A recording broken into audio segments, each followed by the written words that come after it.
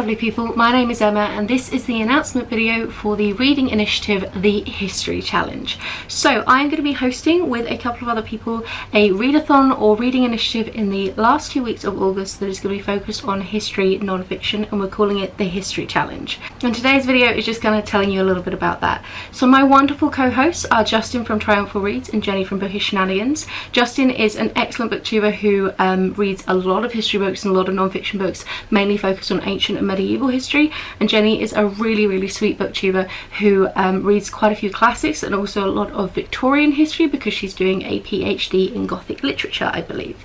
So we have decided to come together to host a readathon that is about celebrating reading history non-fiction books and trying to shine a spotlight on a specific subgenre of non-fiction within our non-fiction booktube community. Similar to Springathon that was back in May, the only actual official reading challenge of this readathon is to read one non-fiction history book throughout the entire 2 weeks. The rest of the books that you read can be fiction or can be non-fiction that is not related to history, but to be officially taking part, all you need to do is read a single non-fiction history book, and the hope is that it will encourage more people to explore this genre, which we think is really fantastic. Now, it wouldn't be a readathon without some more prompts, so we do have a list of 16 prompts that fit into a bingo board if you are looking for stuff to structure your reading a little bit more. The dates of the readathon are from the 17th to the 30th of August, so it is basically the last 2 weeks of August. So just to let you know, that's when it's going to be being held. I'm now going to run through the bingo board prompts, but there's also going to be an image here, and I'll leave the image link down below, as well as links to other things like the co-host channels, our Twitter, Instagrams, etc, etc. Now, we've tried to go for as diverse a range of prompts as we possibly could to really encourage people to read outside of their comfort zones, but also to think about reading diversely and the representation within history. It's also important to remember when reading history about thinking about the lens that we see history through and who exactly is the person writing about this. So please do bear that in mind when you're picking your topics and kind of considering what is out there and the subjectivity of history as a subject matter. Now, it's worth bearing in mind as well that your books can fit for multiple prompts, so if you want to kind of do the bingo board and do a line, you don't have to read 4 separate books for each one. I am aware that reading a lot, like up to 4 books potentially in 2 weeks, is quite a lot for people, especially as non-fiction often takes a little longer, and obviously we're not expecting anybody to read all 16 prompts, a separate book for each one, so you are more than welcome to double up on as much as you want. Like we said, the only official challenge is to read one non-fiction history book. So I'm going to go across the lines now. So the first prompt is a contemporary history, and it's really up to you about exactly what you want to consider to be contemporary, but for me that would be about something that happened within the last 50 to 100 years. Then there is a local history, and again this can mean either your definitely like local town, city area, or it could just be the country that you're currently existing in. The next one is a historical fiction. That seems fitting. We're expecting a fair number of historical fictions or classics to be in this list. You can read them as much as you want, that's not a problem. The next one is a different country's history. Fairly self-explanatory. And then the next one is your favourite time period. If you don't really have a favourite time period as such, that's fine, but just one that you know that you quite like reading about. The next one is a woman author, and then we have ancient history, and again feel free to kind of interpret ancient however you want. For me it would probably mean like prehistoric, but actually if you tend to read a lot of contemporary stuff, maybe you would consider something that was, you know, 200 to 300 years ago to be ancient in terms of what you tend to normally read.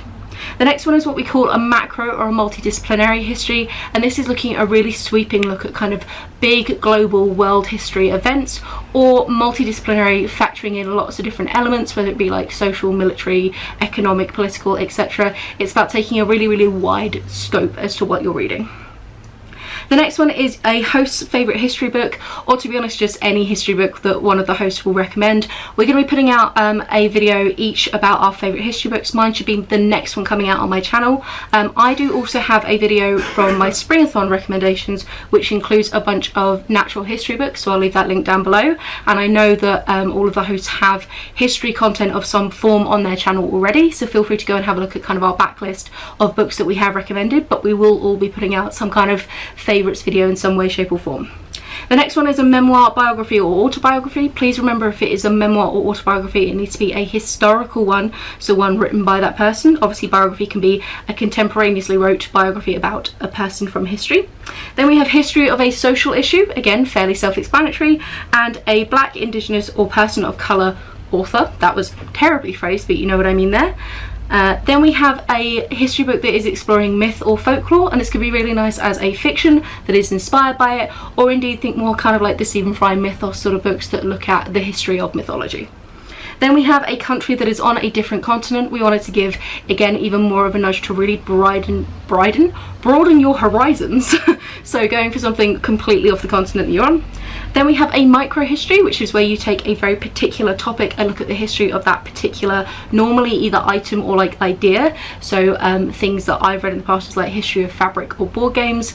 These are kind of a sort of subgenre within history, and you can find lots of different lists about them, probably on Goodreads and things like that, but I will be recommending some on my channel as well. And then the final one is to revisit a school topic that you enjoyed, but also to try and relearn it, because we're very aware that most countries' education and curriculum when it comes to history has a tendency to sanitize their particular storyline and the way that their country has existed. So it's important to go and look at what voices you're learning about when looking at some of your favorite topics from school. So those are all the different prompts. Again, like I said, there'll be an image here as well as some kind of Google Docy link down below so that you can get a hold of the image. But like we were saying before, you can have one book that fits multiple prompts. And with that in mind, I just wanted to give an example of how a book could fit into genuinely like 5 or 6 different prompts quite easily. So here we have Sea People by Christina Thomas, which is about the puzzle of Polynesia and the history of Polynesian culture. So we can consider this a different country and a different continent's history quite easily. It features a woman author. It also is prehistoric in places, so that's one of my favorite time periods, and would also tick off ancient history. I consider this probably fairly macro because it's looking at an entire culture across several hundred different years, and it's also looking at multiple different ways of understanding history, both through written records and also oral traditions, linguistic, physical evidence, etc, etc. It's one of my favourite books, so I guess that counts for me, so that's being a little bit cheeky. Yeah, I think that would be it. So that was 6 I counted, I think. So it's a nice way of seeing how you can include a lot of different things in one particular book. Equally, that can be the case of like if you have a book that isn't officially strictly a history book but does look at the history of something within it, then that's completely fitting. David Attenborough's Autobiography, Life on Air, is also a wonderful look at the history of the BBC inadvertently, because he's been involved from the beginning with that particular industry. So that's something which would be quite useful, but obviously doesn't get filed under history, it gets filed under memoir or biography. So I think that's all the information that you need. So just to kind of again quickly reiterate, it's going to be from the 17th to the 30th of August.